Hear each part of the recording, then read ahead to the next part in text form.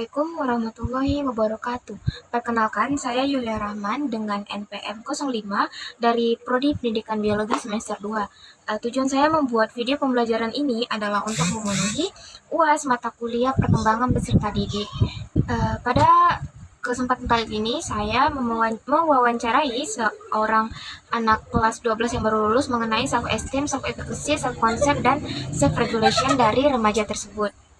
Dan di sini saya akan menjabarkan hasil analisis saya mengenai self-esteem dari remaja yang berinisial AT tersebut.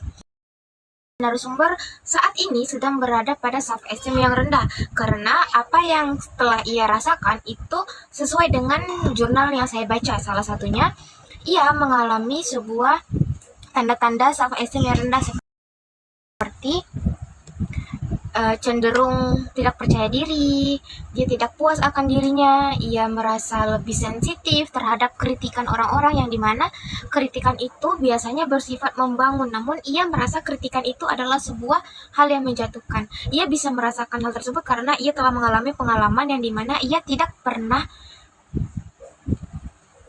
mendapatkan sebuah apresiasi atas sebuah pencapaiannya, sehingga ia merasa ia tidak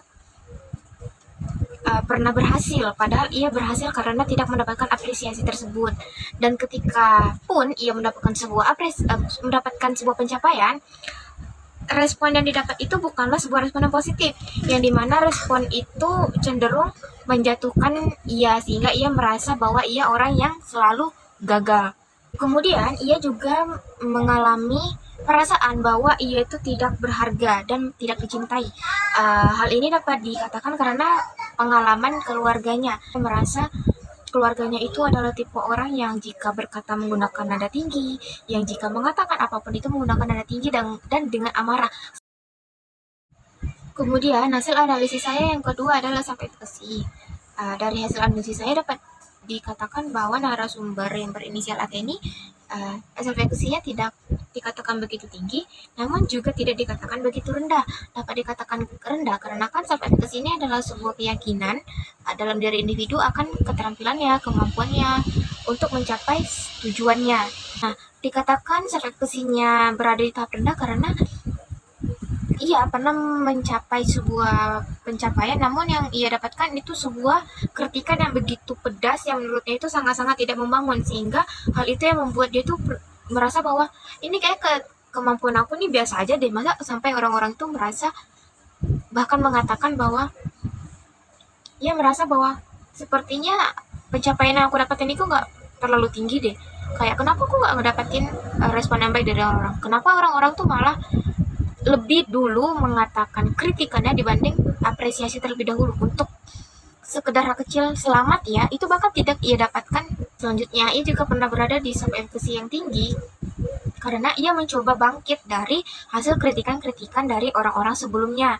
Ia mencoba untuk mencapai tujuan bahwa ia pasti bisa mendapatkan hal tersebut, sehingga ia mencoba untuk pelan-pelan memperbaiki perspektifnya mengenai omongan orang-orang, mencoba untuk bodoh amat terhadap omongan orang-orang, sehingga satu ketika ia bisa mendapatkan juara kelas yang dimana ia tuh dikenal sebagai orang yang malas. Nah, jika seorang remaja ini mempunyai self-regulation yang baik, maka akan sangat membantu mereka untuk menyelesaikan tindakan mereka sesuai dengan situasinya.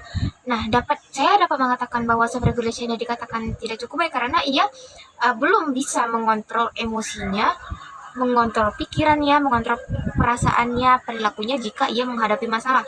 Contohnya ketika ia pernah dihadapkan suatu masalah di mana keluarganya itu, ibu dan ayahnya, mengalami pertengkaran di setiap harinya, yang kadang membuat dia tuh muak, capek, kayak kenapa ya Tuhan, kenapa harus aku yang harus menyaksikan itu di setiap harinya, sehingga karena akan rasa capeknya itu dia tidak dapat mengontrol emosinya sendiri, tidak dapat mengontrol perasaannya, sehingga ia mencoba untuk melampiaskan amarahnya tersebut, melampiaskan emosinya dengan cara membuat perilaku yang tidak baik, dengan cara menyakiti dirinya sendiri.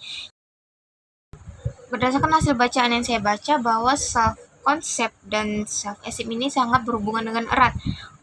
eratnya seperti ini, karena kalau self concept itu mengacu pada bagaimana seseorang atau individu itu memandang diri mereka sendiri.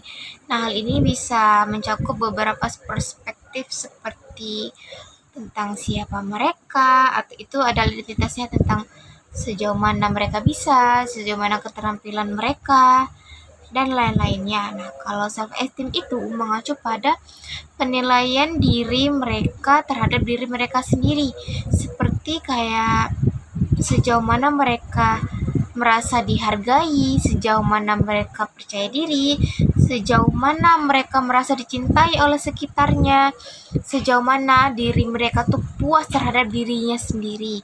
Nah, kedua hal ini sangat berkaitan erat. Nah, jika self esteemnya belum dikatakan cukup baik, maka self conceptnya juga belum bisa dikatakan cukup baik.